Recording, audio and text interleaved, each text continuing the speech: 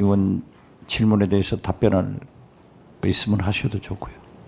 아닙니다. 감사합니다. 없어요? 예. 다음에는 우리 민주당 간사 김한규 의원께서 질문하시겠습니다. 후보자님 최근에 이제 법원장으로 근무하셨는데 혹시 법원장으로 근무하시면서 정상적인 업무 수행에 어려운 점이 있었습니까? 특별히 기억나지 않습니다. 네. 그러면 뭐 서부지법만이 아니라 우리 법원 전체가 특별히 정상적인 재판이나 사법행정을 하는데 어려움이 있으셨습니까? 뭐 만약에 뭐 비상계엄과 관련해서 물으시는 거라면 아니 뭐 그냥 아니, 물어보는 겁니다. 뭐 특별한 어려움이라는 네. 것이 워낙 포괄적이라 그럼 네. 정상적인 업무 수행이 어렵다라는 뉴스 같은 걸 좀 본 적이 없어요. 네, 사법부에 네, 어려움이 사법부에 있었다라는 얘기는 못 봤는데. 예, 어려움은 많지만 네. 정상적인 업무 수행이 그렇죠. 그 어려울 정도의 그 정도의 것은 없었던 것으로 국민 보입니다. 모두가 힘들고 어렵죠. 네. 다들 바쁘고 일도 힘들고 사법부가 특별히 더 어려운 상황은 아니었을 것 같은데 혹시 저희 민주당 때문에 어려운 점이 있으셨어요? 너무 재판을 저희가 수사를 많이 당해서 혹시 뭐 재판을 많이 하셔서 어려울 수는 있을지 모르겠는데 저희 민주당이 후보자님의 재판 수행에 어려움을 초래한 게 있었습니까? 제 개인적으로 뭐 재판 수행하면서 그런 적은 없었고 서울 네. 서부지방법원 법원장으로 근무할 때도 저희 법원 내에도 그런 적은 없었던 것으로 압니다. 대통령이 비상계엄 이후에 거대 야당의 의회 폭거로 사법의 정상적인 수행이 불가능한 상황이다. 사법의 국가기능 붕괴로 판단해서 계엄령을 발동했다. 어떻게 보면 후보자님을 포함한 사법부를 위해서 계엄을 했다라는 거거든요. 근데 이제 당사자들은 원하지 않는 상황이었던 것 같아요. 만약에 비상계엄이 정말 계획대로 수행됐으면 우리 아무도 모르지만 후보자님도 어떤 격리 대상이었을 수도 있어요. 이명박 전 대통령에 대해서 유죄 판결을 내리셨기 때문에 그런 대상으로 충분히 갈 수도 있고 이미 12월 3일 이전에 민주당인 야당에서 추천하는 헌법재판관 후보자로 언론에 이름이 오르락내리락 했고 그랬기 때문에 후보자도 대상일 수 있었습니다. 그런데 오늘 후보자님께서 답변하시는 것을 보면 책 잡히지 말아야지 여당이 오지도 않았는데 뭐 내 개인적인 소신이 뭐라고 여기서 얘기하냐. 오늘은 일단 문제가 안 되게 발언하는 게 중요하다. 민주당 의원들이 아무리 이래저래 물어봐도 나는 내 생각은 얘기하지 말아야지. 그게 판사의 도리고 재판관의 기본적인 업무 태도다라고 생각하시는 것 같아요. 근데 저희 국회의원만이 아니라 대한민국의 민주주의를 걱정하는 사람들은 지금 상황이 상당히 분노하고 있어서 우리 후보자님이 혹시 그런 국민의 정서를 잘 모르시는 게 아닌가 우려가 되는 부분이 있습니다. 왜냐하면 이게 단순히 비상계엄이 합법이냐 불법이냐 뭐 윤석열이라는 사람을 처벌하냐 마냐의 문제가 아니에요. 저희가 보는 이 심각성은 우리가 뭐 산업화 민주화 세대를 지나갔고 우리 대한민국이 어떻게 가야 되냐, 이제는 뭐가 중요하고 이 인구위기나 기후위기나 이런 우리 사회 문제, 기계나 로봇이나 AI가 우리 인간의 노동력을 대체하는 사회에서 우리 정치는 어떤 방향으로 우리 국민들한테 길을 제시해야 되나, 이런 고민을 하던 차에 다 의미 없다고 느껴졌어요. 저는 1992년 문민정부가 처음 들어섰을 때 그때로 돌아간 것 같아요. 지금 이 사회에서 가장 중요한 게 민주주의 외에 뭐가 있겠어요? 자유민주주의 외에 더 다른 무엇을 얘기할 수 있는 우리 사회인가? 지금 우리나라 정치권을 30년 이상 후퇴하게 만든 정치권만이 아니라 우리 국민들도 그래요.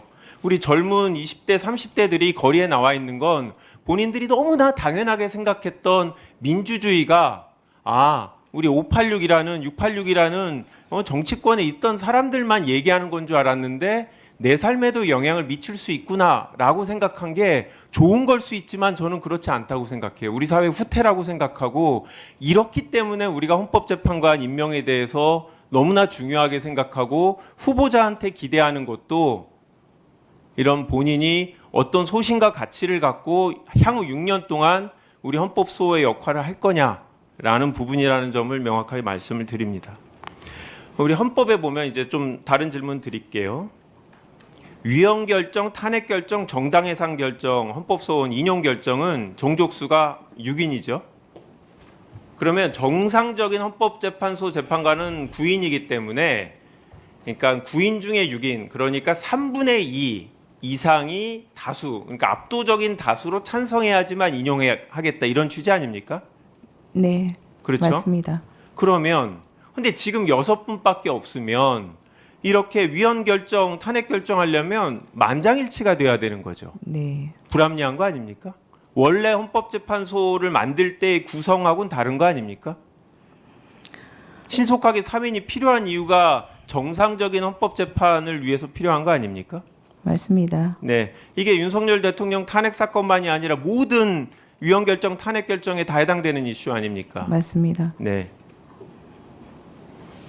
국회가 추천하는 헌법재판관, 국회에 편향적일 우려가 있다. 어떻게 생각하십니까? 저는 뭐 그렇지 않다고 생각을 합니다. 뭐 국회가 추천한 제가 추천받은 입장에서 왜 여기에서 추천됐는지 정확하게는 알지 못합니다만은 그 국회가 추천했다고 해서 추천한 그 어떤 정당이나 주로 비판은 그렇게 되는 것으로 보이는데요. 그 정당의 뜻에 따라서 그 뭐 판단을 하거나 이런 일은 실제 우리 헌정사에 일어나지 않았고 그리고 앞으로도 일어나지 않을 것으로 보입니다. 한 가지 더 물어보겠습니다. 최근 여당에서 비판하고 있는 부분인데요. 남편분도 변호사시죠? 네, 그렇습니다. 공익인권법재단 공감이란 곳에서 근무하시네요. 네, 여기는 일반 법률사무소가 아니죠?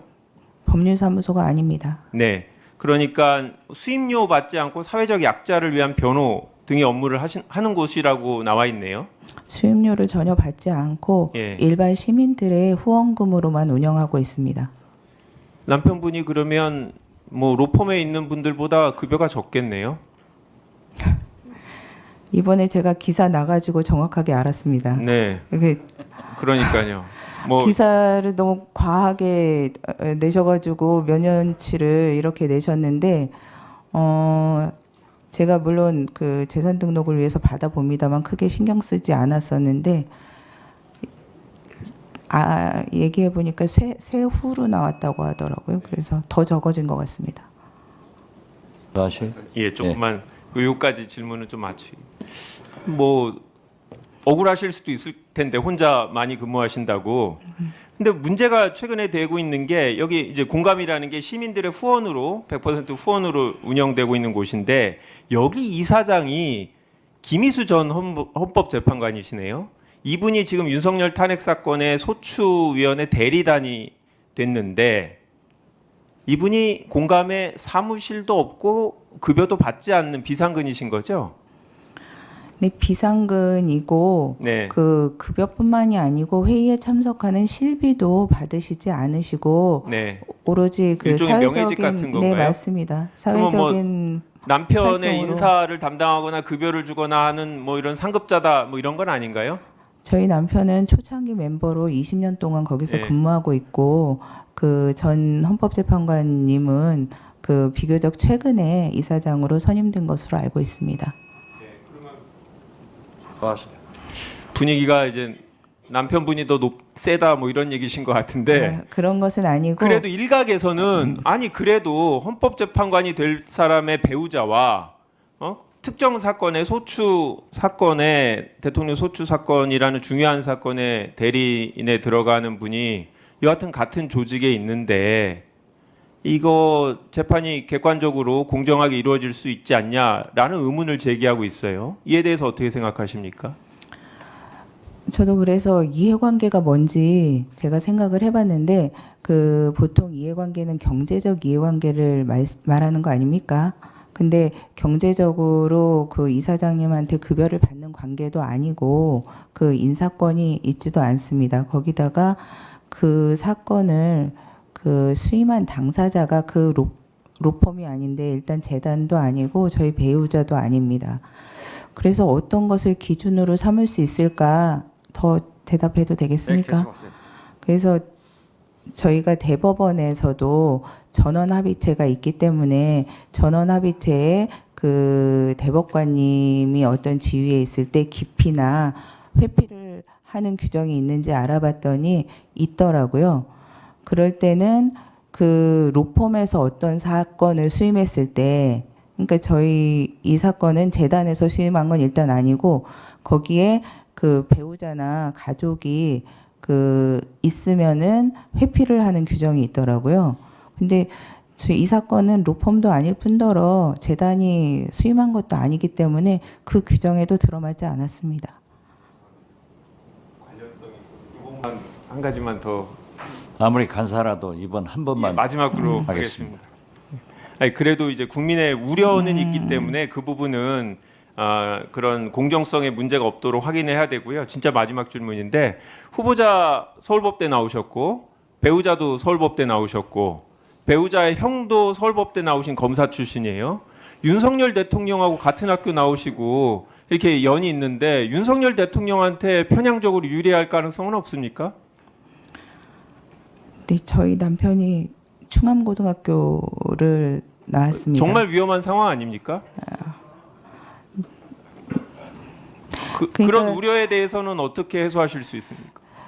그러니까 그 뭐 이해관계라는 것을 이렇게 먼 인연까지 다 그 이어서 생각한다면 그 언뜻 생각하기에는 공정성에 의문이 있나 이렇게 생각할 수도 있지만 그런 이해관계가 없고 그 연줄을 따지다 보면은 그런 일도 있기 때문에 우려하시는 일은 일어나지 않을 것이라고 생각합니다. 예. 후보자께서 남편을 지극히 사랑하시는 것 같아요. 답변하시면서 웃으시고 아주 큰 소리로 하시네요.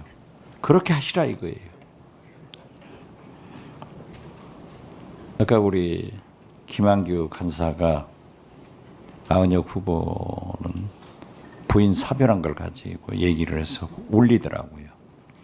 그러더니 이번에는 우리 정계선 후보를 웃게 만들어서 기분이 좋습니다. 감사합니다. 저는 이렇게 좋은 사람입니다. 예? 지금 말씀하세요. 자, 보세요.